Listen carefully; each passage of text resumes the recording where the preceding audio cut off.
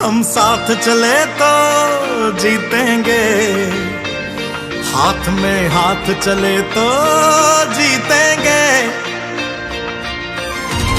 जीतेंगे सारे दावे सारे वादे जीतेंगे, जीतेंगे दिल के ये मजबूत इरादे जीतेंगे, साथ चले तो जीतेंगे, हाथ में हाथ चले तो जीतेंगे।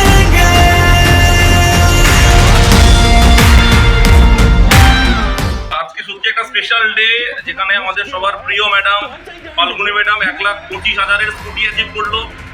তো এবং আজকের দিনটা এমন একটা স্পেশাল ডে, আমরা ভাবতে পারিনি এত অ্যাসোসিয়েটকে আজকের দিনে পাবো। বাট আজকে প্রায় 30-40 জন এক জায়গায় জড়ো হয়েছি ম্যাডামের সেলিব্রেশনের জন্য।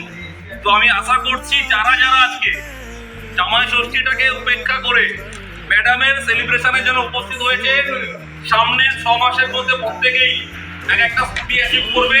পাওয়ার অফ স্মার্ট ভ্যালু, এটা বড় করে छोड़ना मत